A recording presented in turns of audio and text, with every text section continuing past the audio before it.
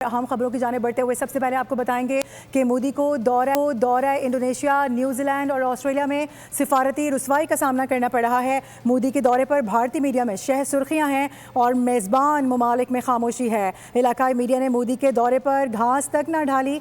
भारतीय मीडिया की जानिब से खुद ये रिपोर्ट किया जा रहा है, जबकि इंडोनेशियन मीडिया में मोदी की डुगडुगी बजाते हुए वीडियो वायरल हुई है।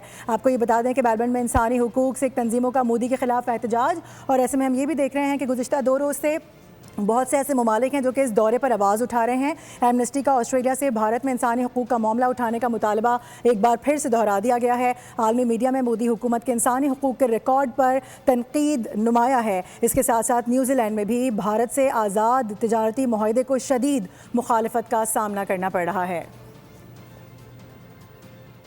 आपको इस हवाले से अपडेट कर रहे हैं। मोदी को दौरा इंडोनेशिया, न्यूजीलैंड, ऑस्ट्रेलिया में सिफारती रुसवाई का सामना है। मोदी के दौरे पर भारतीय मीडिया में हेडलाइंस लग रही हैं। इसी पर मजीद बात करेंगे। नुमाइंदा खुसूसी सलमान आवान हमें ज्वाइन करें। सलमान, उनका अपना मीडिया रिपोर्ट कर रहा है, बताएगा इस हवाले से। जी बिल्कुल, मोदी जी पिछले दिनों में भी काफ़ी ज़्यादा बदनाम हुए हैं।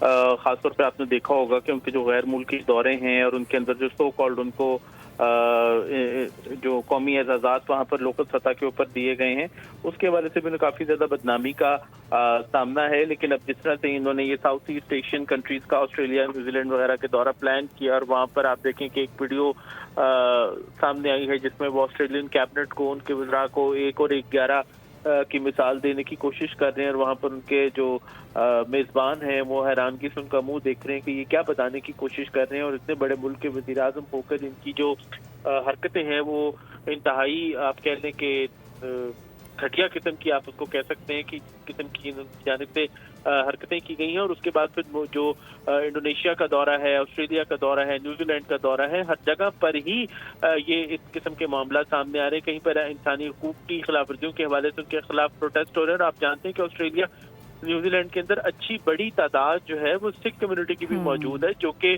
खास तौर पर मोदी जी की जो पंजाब के हवाले से पॉलिसीज हैं, सिखों को कुचलने की पॉलिसीज हैं, जो इंटरनेशनल दहशतगर्दी की उनकी पॉलिसीज हैं, उसके हवाले से काफ़ी ज़्यादा उनके अगेंस्ट हैं। और वो चाहती हैं कि मोदी जी जो हैं वो खास तौर पर जो इंटरनेशनल सतह पर टेररिस्ट नेटवर्क जो है वो फैला रहे हैं, और जो इंडियन स्टेट है वो टेरर स्पॉन्सर्ड स्टेट बनकर सामने आई है। तो ये तमाम तर चीजें अब खुलकर सामने आ रही हैं। और मेजबान ममालिक जो है वो खुद भी एक तरह से शर्मिंदगी का ही सामना करते दिखाई दे रहे हैं। तमाम जो ममालिक जहां जहां मोदी जी गए हैं वहां पर उनके वेलकम के बजाय उस वेलकम से ज्यादा जो उनके एंटी या उनके नेगेटिव पॉइंट्स हैं उनको ज्यादा उछाला जा रहा है। और वो जो खासतौर पर मुस्लिम मुल्क है आबादी के लिहाज से, वहां पर आप देखें कि किस तरह से उनके खिलाफ एक स्ट्रॉन्ग रद्द-ए-अमल सामने आया है। ऑस्ट्रेलिया में इंसानी हुकूक की खिलाफ वर्जियों की बातें हुई हैं उनके खिलाफ। और इसके अलावा जो दीगर मीडिया है खासतौर पर न्यूजीलैंड के अंदर, वहाँ पर आप देखें कि कम्युनिटी ने किस तरह से उनके खिलाफ जबरदस्त